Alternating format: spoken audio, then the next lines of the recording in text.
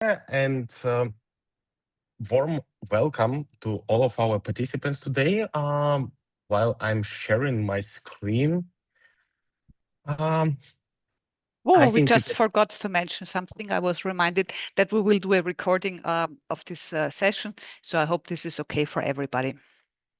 Please, Vova, go ahead.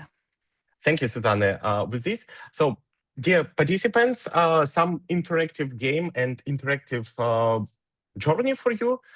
Please use your smartphone and either scan the QR code and choose where are you from, or you can go to the website menti.com. It's written on the top of the screen, and use the code. So we are very much interested from where are you, and you can see the votes. So at this moment, 8, 9, 10 people started to enter Mentimeter and started to vote. This is always interesting for us to know where our participants are coming from and see these interactions. So yes, one more time, you can either scan the QR code or go to the website, and please choose several more minutes for us.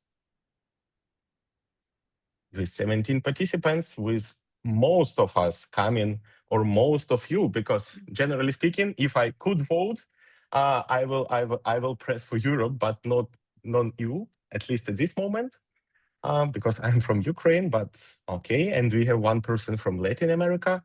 Quite interesting. From which country?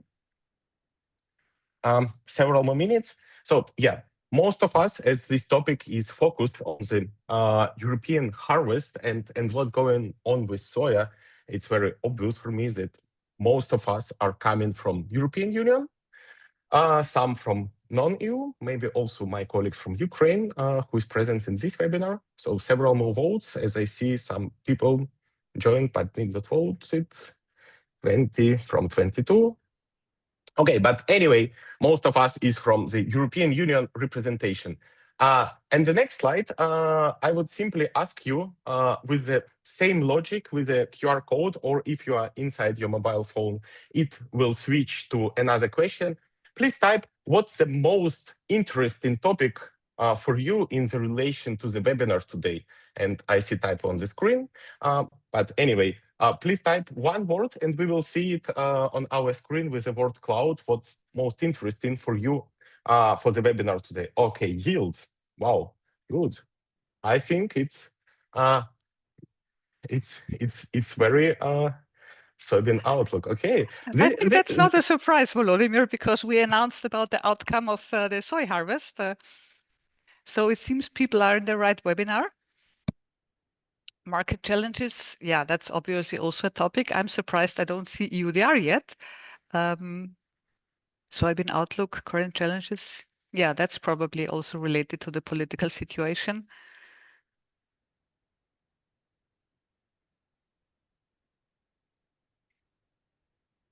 Okay, and now we see EUDR, but most is market. So I see. Yeah. I think that the most job today is generally for Bertalan.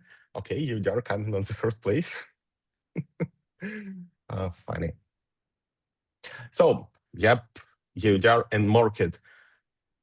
Not surprising, but simply this highlights the professionals that came to our webinar today. And this is really, really a pleasure to talk with professional people from the industry drought issues. Yeah, I had a look a bit on the presentation of the Bertalan, so I think you will have really good time with him. Okay, so and if EUDR is now the main topic or the main question for our participants and also a market, let's go to the next slide with the same logic. This is the last question for you. How will EUDR affect the soya cultivation? How do you think that EUDR will affect the soya cultivation? And you have 3 answers: positive, negative, and I don't know. Positive, it gives an advantage for European soya production. Negative, farmers will grow less soya. And I don't know, it's also possible because we live in quite a complex world where outcomes is not so obvious. Okay, that's interesting what we can see here. I think that's very much reflecting what we also get as a feedback in our daily life. Generally, there was the idea that it would have a positive effect because it's giving an advantage to European, to EU soy cultivators. But of course, because of this big insecurity, there is a lot of I don't knows and negatives. So we were interested to understand if our audience today is also sharing our view on the situation as it is right now. So, Susanne, you see the results on the screen, and we have 18 votes from 24 participants. I think most of people voted. So with all of this and having all of this on your screen, please, the floor is yours. So make some comments on this. Thank you. Okay, so I think we will start now. And I try to share my screen again. I hope it's working without the technical problems. Yeah, so before going into the topics of the harvest, for those who don't know Donau Soja yet, and I saw that also some non-members are registered for today, I would like to give a short introduction about Donau Soja. So Donau Soja is an independent non-profit organization with a head office in Vienna and regional offices in main soy growing areas outside the EU. So that means that besides Vienna, we also do have an office in Novi Sad in Serbia, in the main growing soy area there, a small office also in Chisinau in Moldova, and a relevant office also in Kiev, Ukraine, where actually my colleague Volodymyr is working together with his colleagues. Donau Soja is, so the screen is not shared. I see. So what can I do? No, it's not working. I try one more time.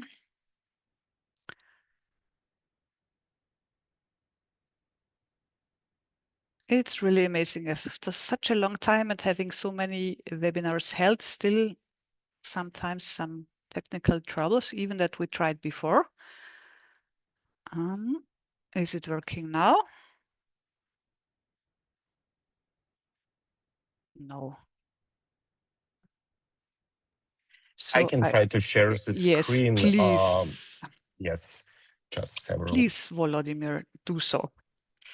Several. So I was just about to shortly give you an introduction about Donau Soja. So apart from the regional offices, we are supported by 24 governments. This is basically because we initiated declarations on the EU level that were supported and signed by such governments. Donau Soja has 340 members in 33 countries. We have more than 900 certified partners and around 10,000 farmers that are in our certification system. Our partners are producing 1 million certified tons of soy in 11 different European countries. So that's the figure from 2024, but we think that in 25 it will be similar. And we have members from across all the soy sector, all the different stages of the value chain. And obviously we do cross-sectoral work then also from the plant breeding, the agriculture, the farmers, the processing, food and feed production, distribution, retail and civil society. Our vision, that's the next slide, is a sustainable, safe and European protein supply. And our mission is to support our partners and members in progress in this change to address the social, environmental and economic challenges in sustainable soy production and consumption. For this, we call for a comprehensive protein strategy for Europe, because the way we produce and use protein has far-reaching consequences for society and the environment. And for this purpose, we have developed the 5 pillars to close the protein gap and establish a safe and European sustainable soy supply. First pillar deals with responsible imports. Second pillar with the increased production in Europe for Europe. Third pillar is the improved use of existing and new protein resources that refers to the diversity. Pillar number 4 is about efficiency, increased efficiency of protein use. And pillar number 5, last but not least, is about changing our diets towards more healthy diets, which is basically addressing the factor of the plant-based diets. Next slide is a short overview what we are doing in a general way. So we are active on different levels. First one is the political level. So we are doing advocacy work also at the national and the European level. We have developed the protein strategy that I just pointed out before. And recently, we have also developed a position paper, putting a focus one more time on the urgency of a European protein strategy. Then we are also doing some market work. For this, we are providing quality scheme, our Donau Soja Europe soya standards, and also providing a quality label for consumer products, as well as we are having the Protein Partnership Program, which is a program to increase sustainable non-GM cultivation in Europe for Europe. And about this, my colleague Volodymyr is also going to tell you a bit more later on. And last but not least, we do have research and innovation projects, participating in several EU projects like the Legumes Hub, but also collaborating with the EIT Food Regenerative Agriculture Program. To support our partners, we issue a monthly market report, non-GM soy market report. As just mentioned, Bertalan Kruppa, who is with us today, he's the author of this report, of course, in cooperation with a lot of different actors as well. And this gives you a monthly update about the situation. And we're just in this moment issuing the October version of this report.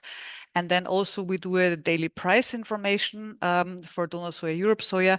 We do this in combination and in cooperation with the German Proteinmarkt.de. So you can see the soy meal prices in the different regions in cooperation with our partners.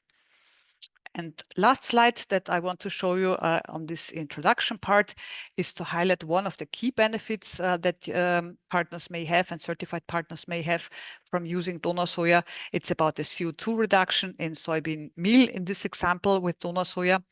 So we have done several calculations, or better to say, we have commissioned several studies done by scientific institutions. And the one that I would like to show on this occasion here is about the soy meal. So it's a comparison between the CO2 emissions of an average European soy meal that is, of course, working with the average mix of soybeans being used in Europe, which is including beans also from import destinations. So here we have 1.9 or let's say 2 kilogram. And we have commissioned studies to do the scientific calculation of CO2 values for meal, soy meal, that is produced from Donau Soja Europe soya certified beans. And we can see we have done this for Adampol, which is an Ukrainian crusher exporting to the EU, and BAG, which is an Austrian crusher delivering to Europe. And here you can see that you can have really a massive CO2 reduction by using Donau Soja certified product. So that's with the introductory part about Donau Soja. And now I would like to invite Bertalan to start with his presentation about the outlook of European harvest and the situation of European soy in general. Bertalan, the floor is yours.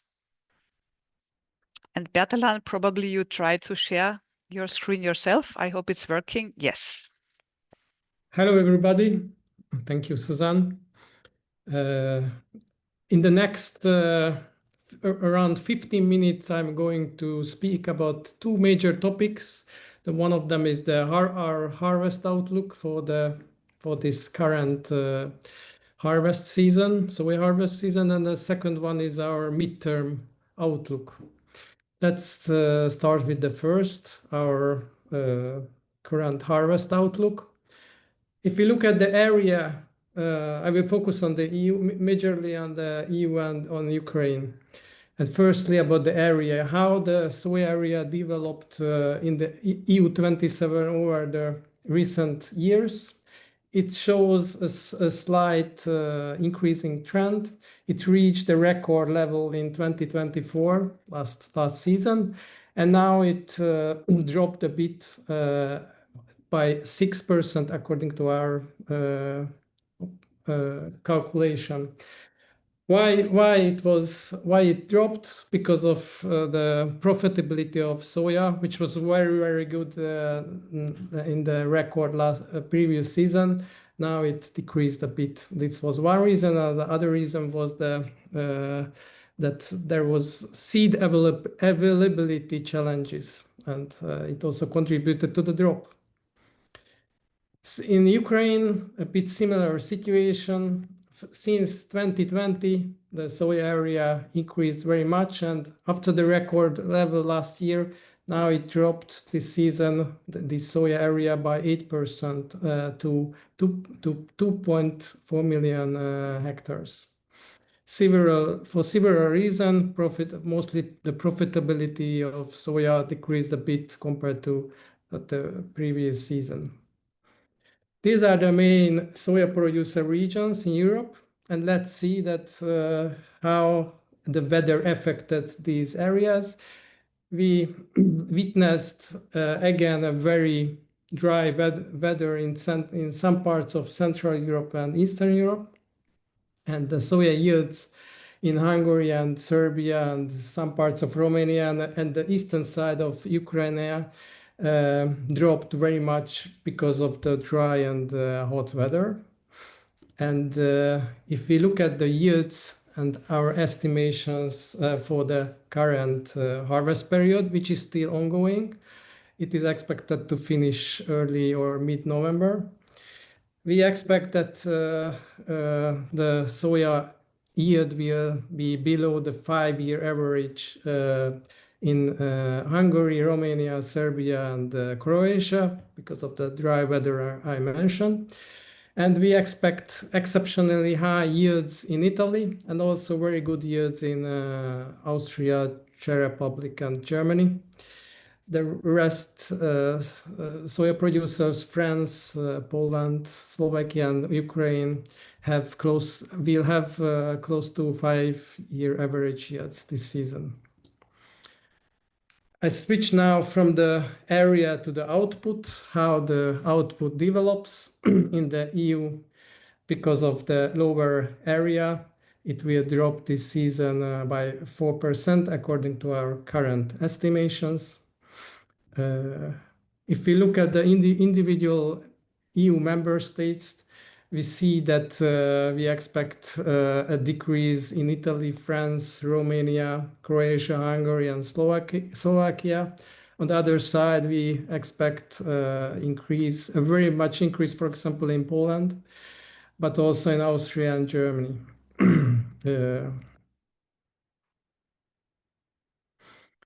If we look at the Ukraine, we see big difference between the eastern and the western side of the country. The western side of the country, which is actually the main soya producer area or part of the country, have very good yields. Even some oblasts or some regions with over 3.0 ton per hectares, which is comparable with the best yields around the world.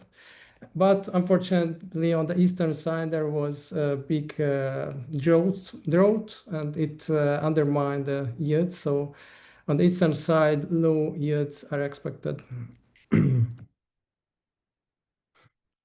Soya output in Ukraine, we expect a 5% decrease because of the drop in area.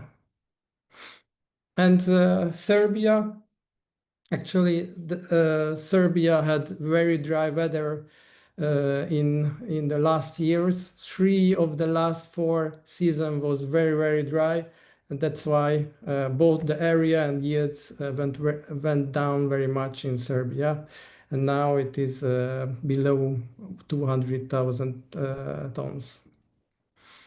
Now I would like to switch to our vision for the next years. This is a complex graph, so I would like to look at each element. For example, let's start with the green part.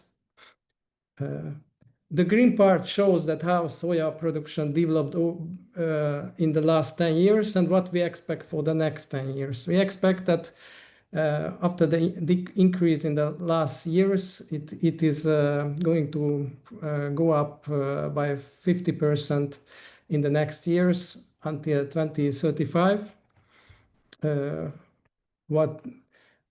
At the same time, we can see with blue with the soya consumption, which was more or less with some changes which it was stagnating over the recent years, and we expect that because of the lower livestock production and consumption, it will decrease by 10% in the next years.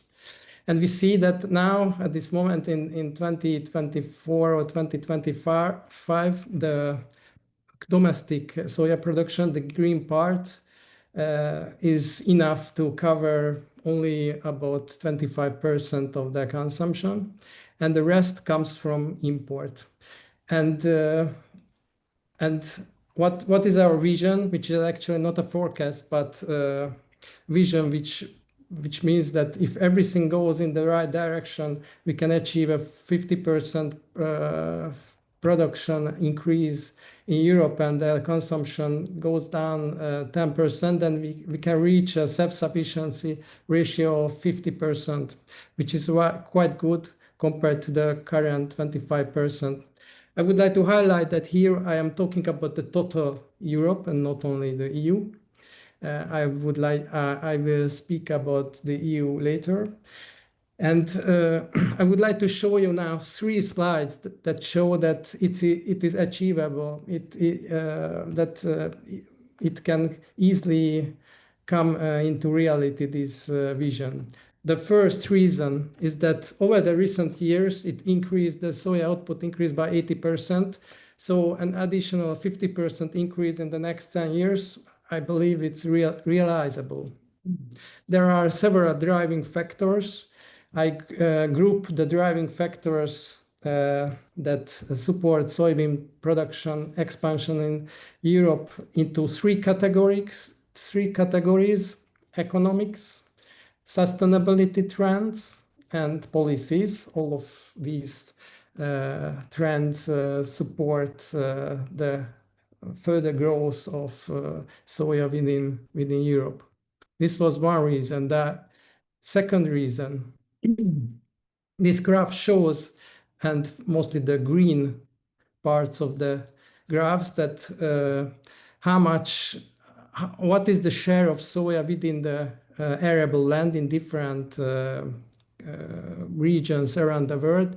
And we see that as long as, for example, in South America and North America, the soya covers more than 30% of the crop area, this share is only 3% in total Europe and only 1% in the EU. This means that we have plenty of room to improve, to achieve at least some parts of what North or South America achieved. But for example, if we look at the world average, then we're still very far behind the world average or China. And let's see the third reason why we can achieve more soya in Europe and achieve or realize the vision is that we have very good yields in Europe. Brazil and US has the best yields, but right after these major producers, we have Italy, Austria, and Germany with very, very high yields.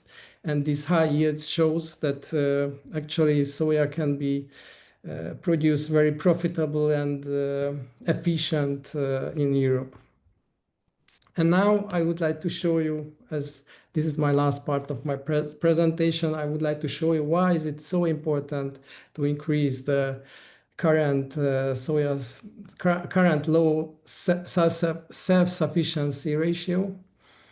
If we focus only on the EU, not the Europe, as we saw previously. If we focus only on the EU, that self-sufficiency ratio is even worse. It's only 8%. Around 35 million tons of soya is consumed in the EU, and only 8%, around 3 million tons, is produced. this is a very low level of self-sufficiency. This graph shows the self-sufficiency not only soya, but the major agri-products, which are the most important agricultural products. And we see that luckily the EU is self-sufficient in most of the agriculture products, pork, poultry, cereals. We have more production than our consumption. There is only one exception is the soya, and the soya has a very low self-sufficiency ratio. And we need to remind ourselves that all of our livestock sector, which actually contributes 50% to the GDP of the agriculture sector, so much of the livestock sector is based on soya rich feed.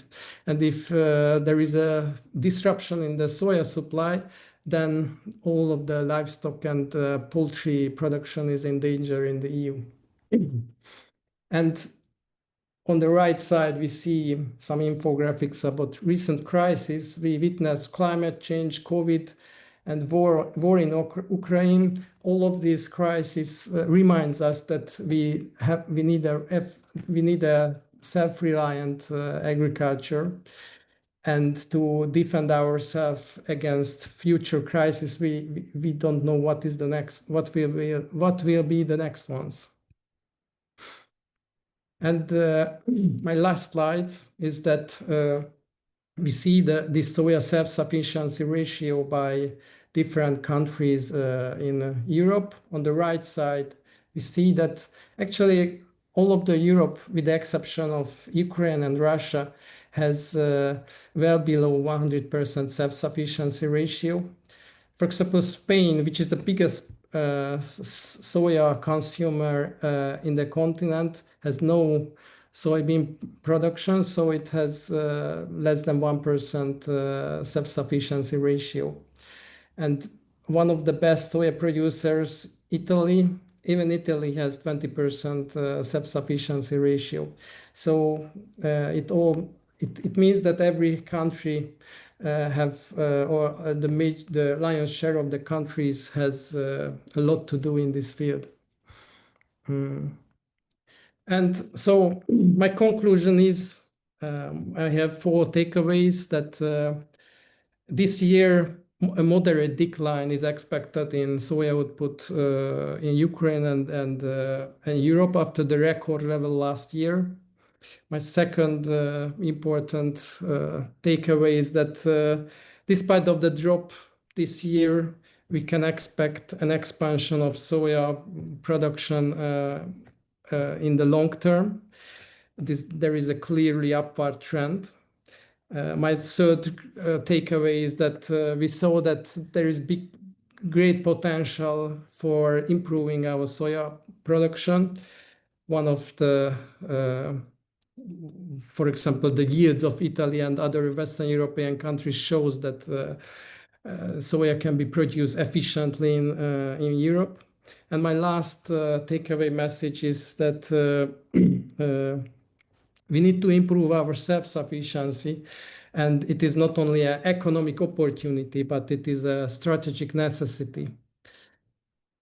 And here we see the market reports. If you would like to learn more detailed information about these topics, if you want to bring yourself up to date with the European soya market development informations, then I recommend these 2 market reports, the non-GM soya market report, and the other one is our NGA's market report. Thank you very much and for your attention. And now I give back the floor to Susanne. Thank you. Thank you very much, Bertalan. So as Bertalan just pointed out, we are issuing this soy market reports on a monthly basis. And today's webinar is giving more or less a flashlight on the situation as it is right now with the outlook on the soy harvest. I see some clapping hands. So Bertalan, also really thank you for giving us the insights today. do we have any questions of understanding from the audience that we should answer before we go to the next presentation? I cannot see any other questions of understanding in this moment. So in this case... Sorry, I Yeah? have a question. Yes. Yes, I am the guy from Latin America, from Argentina, so nice to meet you. Yeah. No, my question for Bertalan is if the increase in the 50% of production is estimated due to an increase in the area of production, or and which percentage is estimated by increase in the yields? I'm wondering if so 50% increase, are you for 2035, you show a picture that for 2035 you estimated an increase in the production of 50% compared to for today. Yes, actually we expect to that we can increase both the yield and the area. For example, we can see a yield gap if we look at the western side and eastern side of Europe. And from this point of view, for the eastern side, where there are much lower yields than on the western side of Europe, there is big potential to improve the yields. Yes, on the western side, maybe there are more potential. Actually, so the yields, there is big potential on the eastern side. And for the area, I believe that both the eastern and western side of Europe can increase the area.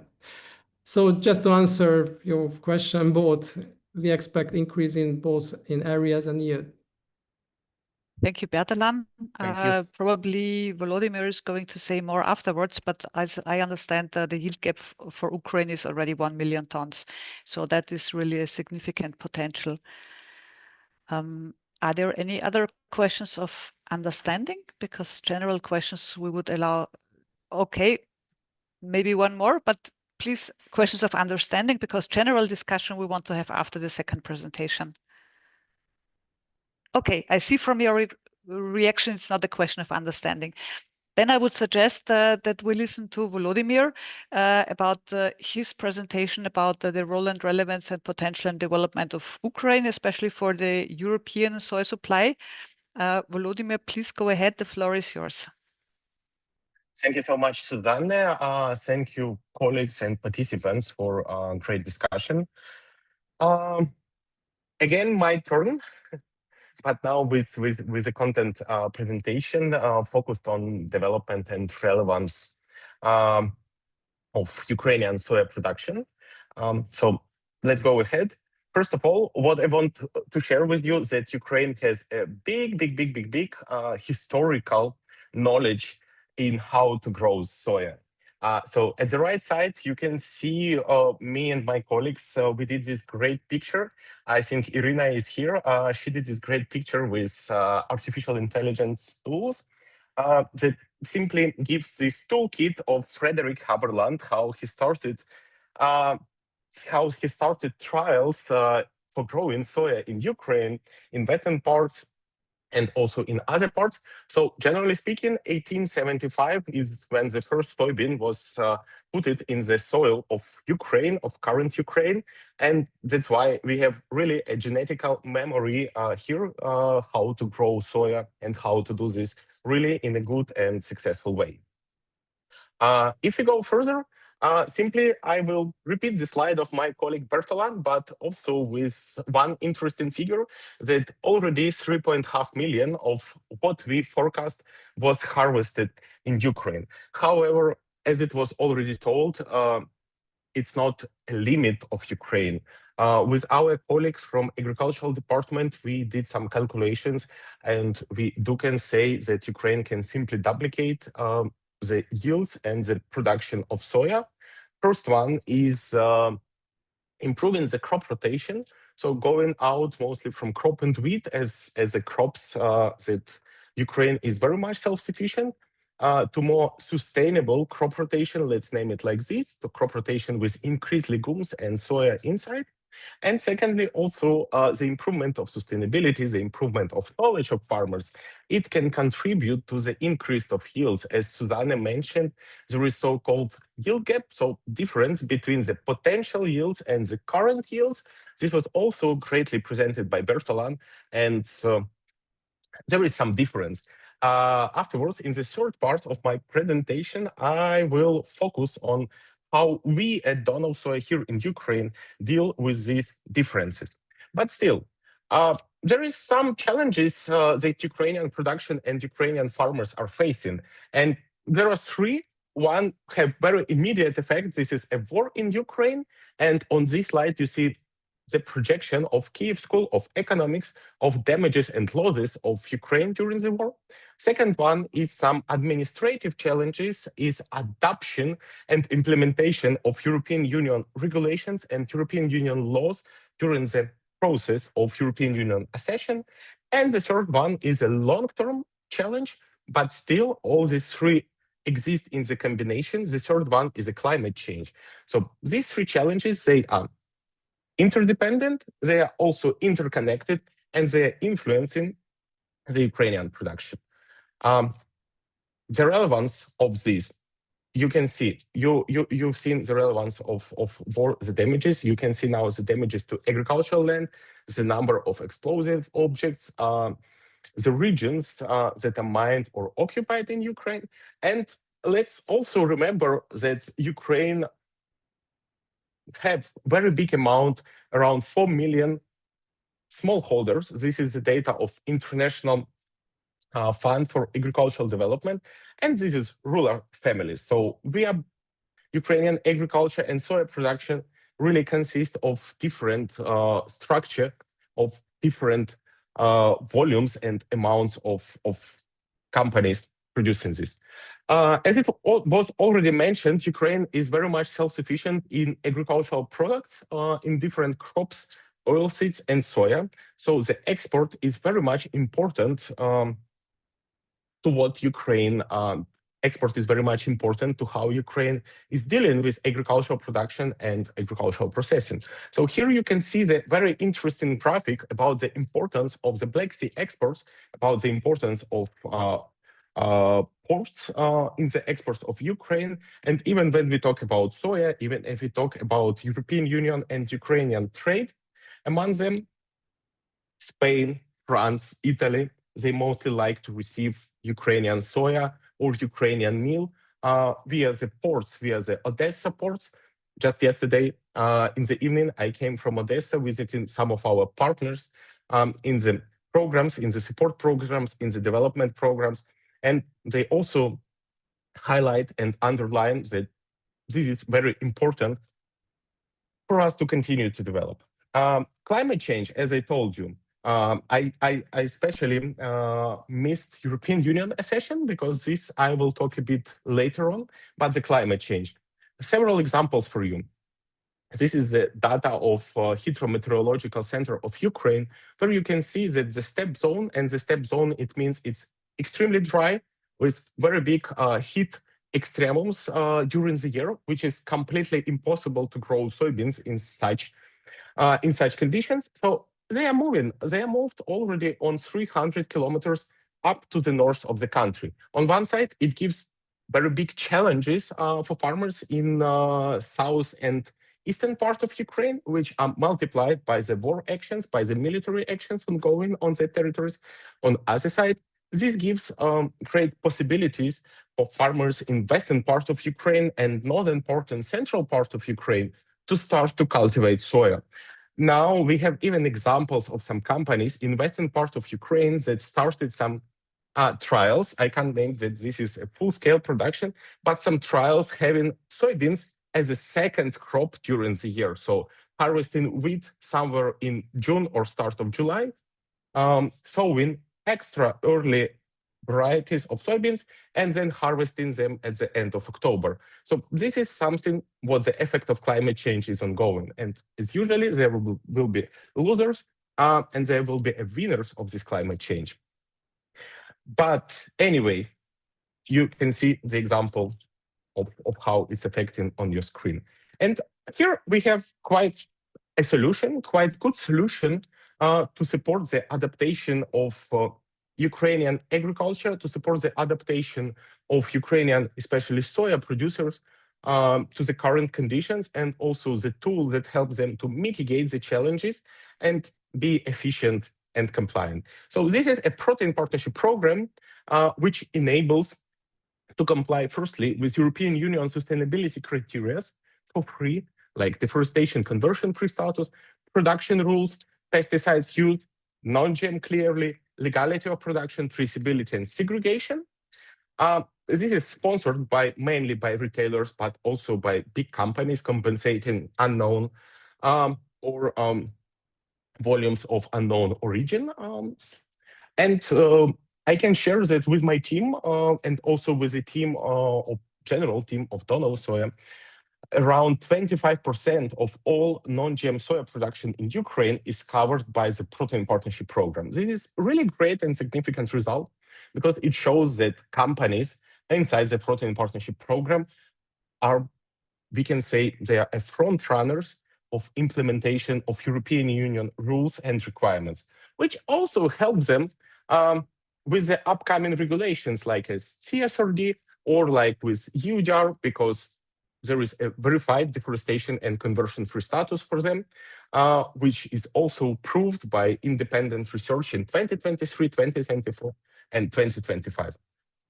Moreover, what is included in this program and why it's important? This is a Donau Soja Academy, which is focused on development of production, development of efficiency according to sustainable European Union rules to advance the agronomy of soybeans. Trainings, field trials, webinars, soya discussion clubs, online, offline, everything is included. So this is a comprehensive package of knowledge which is provided to the farmers for them to comply. Firstly, to know about the European Union rules. Secondly, to know about the upcoming regulations like EUDR. It was one of the topics of interest for our today's participants.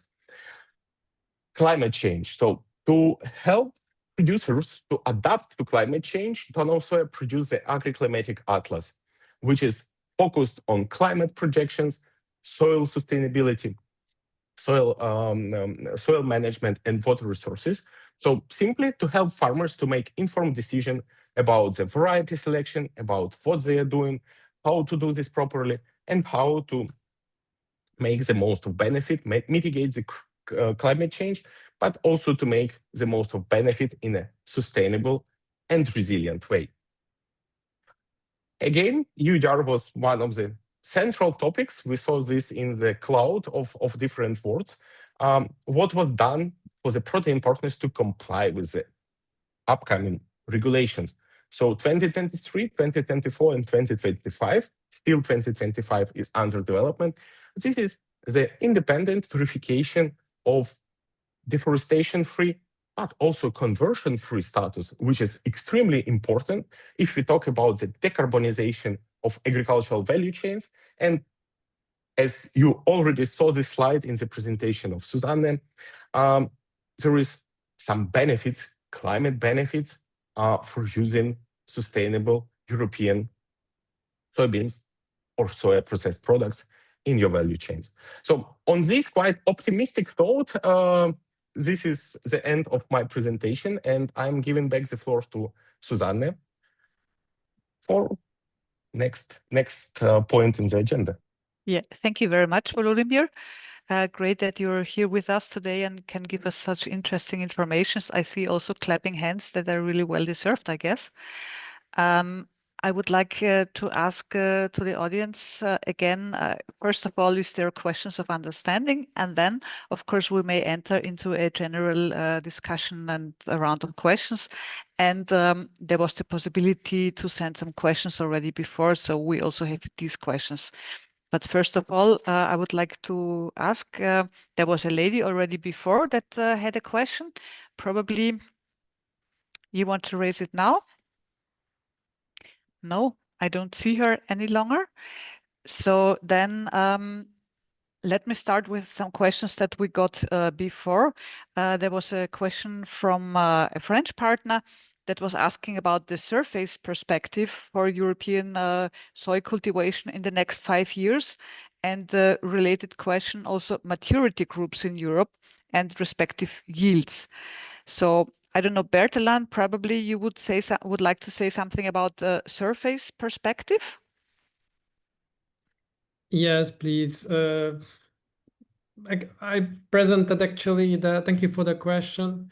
I presented that the production output will be increased by around 50% in the next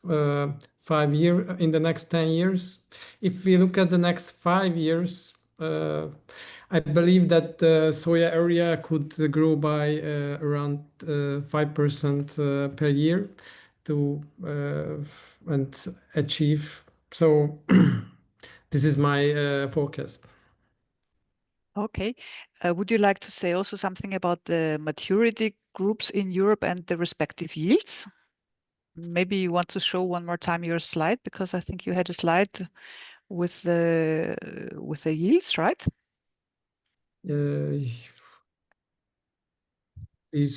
I remember like Italy is the number 3, and or Volodymyr, would you like to say something about maturity groups? Like from what I know, of course, it's a very big differences within Europe. If you're talking about Southeastern Europe, Eastern Europe, or now lately even soya going more north, very different types of varieties. But Bertalan having the average yields, I think, for some of the most relevant European countries. So we can share this one again. Yeah, that's the one, the number 20. So that's the average yields of, I think, 5 years average Bertalan, right? Yes, it is. It clearly shows that on the western side of Hungary, we have stronger yields, and as we go eastward, mostly in Romania, Moldova, we see lower yields. Actually, in Romania and Moldova, it is below 1.5 ton per hectares. And on the western side, we see around 3.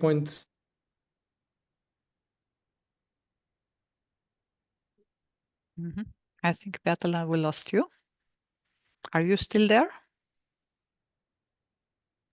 Yes, sorry. Yeah, so please continue.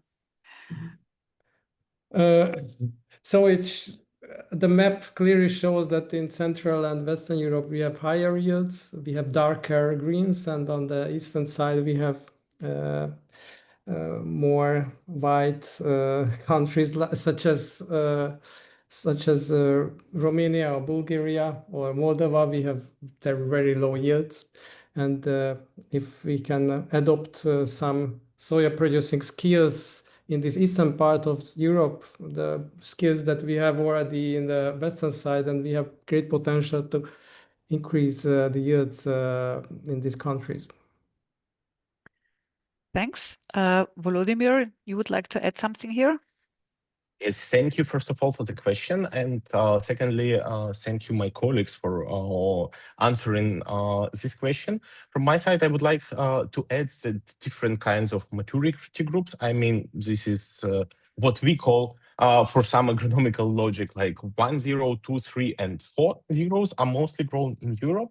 But what we can see even on the more or less the same geographical area, farmers, they start to make some trials and test different maturity groups in the combinations, depending on the needs, depending on the economical knowledge, but also depending on the availability of harvesting, seeding machinery, logistics, storage, etc., etc. So this is quite complex approach. What we are really grateful is that seed companies, most of them are European-based seed companies. They have really good varieties of quality certified non-GM soybeans for cultivation that are suitable and show great results. What is shown on the Bertalan's slide, they show great results in Europe for different needs and different geographical and agriclimatic zones. Okay, thank you very much.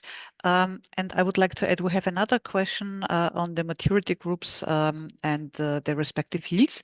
But for this, I would like to mention that it is a very specific one. We have several participants from seed industry already in the audience today. So either someone wants to comment on this directly in the call, and otherwise we are happy to connect the person who put the question with the seed companies that are members in Donau Soja, because they can give more detailed information about the different varieties, the different geographies to grow them, and of course also the yields. So this here is, let's say, an overview. Then I can see, we have a question, another one. We would like to learn biggest challenges farmers experience in growing and storing soybean seeds. Who would like to answer here? Biggest challenges. Okay, I can start. Thank you for the question. I do think that we will not answer from the side of the farmers, because farmers surely can do what they are allowed to do by legislation. But for the seed companies, I do believe that we all know the situation, like droughts or decrease in the availability of quality seeds due to the climate change. I showed the map of Ukraine, but it's clearly that climate change is affecting the whole Europe, and firstly, it's the seeds availability, the quality of the seeds available. So this is the process that it is, and that's why some mitigation and adaptation measures would be necessary. What I know from my colleagues from Donau Soja, that the climate atlas for the climate change, sorry, maybe for some duplications, and how to adapt soya production generally in Europe is under development. What my colleague Susanne already mentioned, that we clearly see that soya cultivation is moving to the north of Europe, which will clearly shift the zones, the focus zones and the production zones for both soybeans and soya seeds. Maybe my colleagues want to add something. I think I can add something a bit more general. I think one of the troubles that soy is facing in Europe, the cultivation Europe is facing, or especially in the EU, is the topic of the competitive advantage or competitive disadvantage. So there is a competitive disadvantage of soya against other crops. It's about the income per hectare. And this is one of the reasons why we do think that the European protein strategy is absolutely necessary, because to have more legumes in European crop rotation is absolutely essential for very, very many different reasons.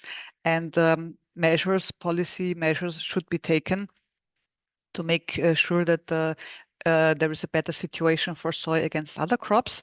And then the other point for the competitive advantage, or rather disadvantage, is of course the issue of the level playing field, domestic cultivation versus imports. And here we are especially happy to see the developments in Ukraine, because as Volodymyr pointed out, we do have programs like the Protein Partnership that is producing relevant amounts like 600,000 tons that are produced under same or even stricter conditions than it's in the EU. So that's issues that are really important. And this is also a bit related to another question that my colleague just gave me. To what extent is growth in Europe, Ukraine of soy relevant if most European demand focuses on GM soya? Is the non-GM soy a growing market? And what would we agree if it's, what size would we agree is in that case? Okay, that's very much related also to the question of the competitive advantage and the market conditions and the strategy, because here we actually see that the quality programs, quality labeling programs are really important, because we know that most consumers do not want any GMOs, and also not in the form of the feed in the animal products. But as there is no product labeling, they simply don't know. But if we do have voluntary labeling schemes like we have in Austria or in Germany, we can see that this is quite successful on the market. And talking about price, European production is absolutely comparable with the imports, but it's really hard to compete with the prices of the imports for the GM soya. So we do think that, of course, you see strong differences in Europe. There is countries where market and consumers are more sensitive than others, but the countries where we are located, let's say, especially the DACH sector, is very sensitive, and we see an interesting development here. But of course, there is a changing environment, and it's always a risky thing to see how things develop. And this is also why we are trying to have cooperations with other organizations, why we do, for example, the market report, the non-GM report that Bertalan focused on before. So it's not only the non-GM soy report that is published by Donau Soja organization, but there is also the general non-GM report that is also focusing on rapeseed and sunflowers, and is done together with the European Non-GM Association, with Proterra, and the Austrian and the German non-GM national organizations. So this is here. I want to add that, Susanne, you did a great teaser for the upcoming non-GM conference, which will be focused exactly on the question that was asked. And your answer is a great teaser for this non-GM conference on the 4th of November this year, so quite soon in Frankfurt. So please, colleagues and please, participants, join and listen from the first hand of growers, crushers, and retailers' answers on this question. Thank you, Volodymyr. So maybe it's time, Bertalan, that you stop sharing the screen, and maybe, Vova, you can insert what we have actually reserved for the end of this call. We've prepared a slide with an invitation to this conference, because exactly at this conference we want to discuss these issues. And I think we can show it already now. And then there is another question. What is Donau Soja's position regarding the proposals of the EU Commission for relations of the seed sector? Okay. This question, unfortunately, is not specific enough for me, because there is so many new regulations on the table. I know, of course, about the regulation for the NGTs, but this is not only for the seed sector. So probably you want to specify your question, but otherwise, if it's about the non-GM, which I assume, it is very clear that we do think that the non-GM is a market requirement for a lot of consumers. That's why we want to provide a product that has this property for the consumers.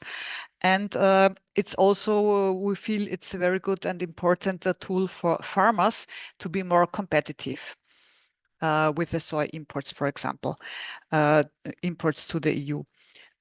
So we decided from the very beginning that non-GM is going to be an important criterion or requirement for Donau Soja certified products. And we didn't want to reinvent the wheel.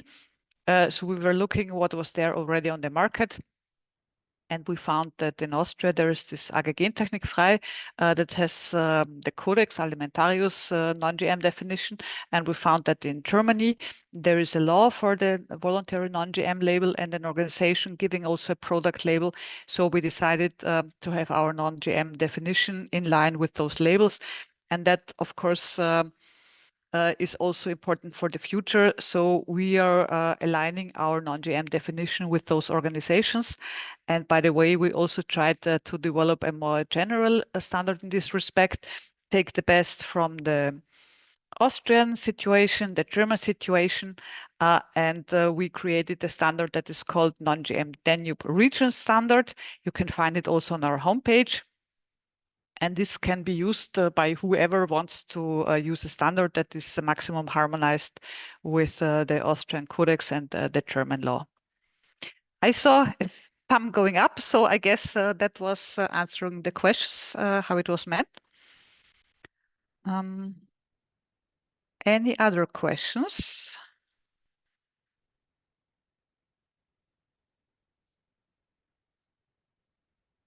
I think we have well, there was a question from an Austrian crusher. Can you provide a differential of contribution margin for the farmers per hectare between wheat and soy for different regions? I'm afraid we are not prepared this answer. Are we prepared, Bertalan? Can you say something here? Or do we need to go into details and answer the question directly after the webinar? I have limited information in this field. Only Austria, I know a website which provide information about margins, but for other countries, I haven't seen it. But it worth for me to look around in this field and make a quick research if I can find for other countries as well. Thank you, Bertalan. So as we know who put the question, I guess we will try to be in contact after the webinar to understand a bit more in detail and to answer the question as good as possible. That's it with the questions yeah. Sorry, can I ask something? Sorry, I don't find the Q&A session, so I interrupt you just to ask something. Sorry. No, for Bertalan or Volodymyr, which is the target percentage of protein in the protein partnership program? Which is that target of protein that you desire in the varieties? Do you have any minimum or do you have a target for that? Because I wonder for the breeding programs just to have that target for the product, you know? Thank you for the question. I do really understand the background or why this question is coming, and this is very interesting question. Thank you for this. First of all, we name it protein partnership because simply it's the meaning of what we do. So to supply the protein or to close the protein gap in Europe. But anyway, what our standards, Donau Soja and Europe Soja standards are required, and the protein partnership also means the certification according to the standards of the producers. It requires the usage of original non-GM certified varieties. So meaning you know the variety, you have bought it from the official seed company. And as we already discussed, the seed companies now is doing really great job adapting their varieties to different climate measures, agri-climatic zones. So the final protein, it also depends on the agronomical knowledge of the farmer, but also what we see, especially in the last seasons, it's very much dependent on the weather. For example, I will give the example of Ukraine. It was incredibly perfect weather for soya cultivation in western and central regions of the country. It was around 26, 31 degrees in spring with good precipitation level. But what we see now, in September, in October, heavy rains started, and the harvesting, which usually always is ended till this date, is now in the middle of the harvesting season. And clearly that at the final stage of maturity of soybean, when you have lots of rains, when you have lots of humidity, you start to lose protein in the final product. So it is like it is. So yeah, simply to answer, we do not have the targeted percentage of the protein, but clearly for the needs and for the means of major part of soya processing industry, which goes for animal feed, the higher the protein is, the better. For plant-based food, the situation may be different because here organoleptic characteristics, the smell, the taste, the color is more important than the protein. However, it still is important. I hope I clarified a bit with my answer. Yeah. Thank you very much. Thank you for the great questions, and thank you for joining us. I even don't know what time is it now in. No, it's 11:30 in the morning, so it is not. Okay, that's fine. Okay, thank you for just raising your voice. I'm looking around and I think we do not have any further questions.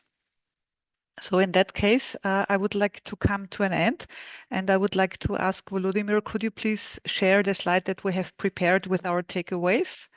which is the one, yeah, of course, that is our contacts.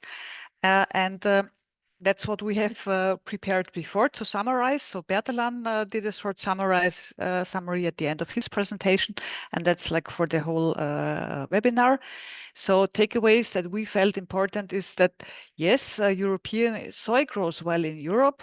European soy is on the rise for the last 15 years, has been on the rise, but still on a very low level. We still have only 8% self-sufficiency in the EU, approximately 25% in Europe geographically, basically because of Ukraine.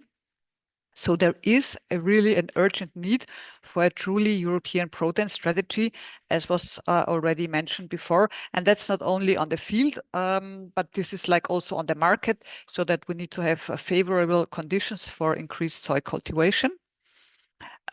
We should really strengthen the EU's collaboration with the neighboring countries, as was pointed out, because of the potential, both in volumes, but also in sustainability. And here, pay better attention to create the level playing field for, in this case, EU farmers. Because it's really a pain for farmers in the EU that they should do more, but they are always confronted with the cheap imports from the lower standards. So this is something that is really important, and that's also a message to the farmers in the EU that we are working with.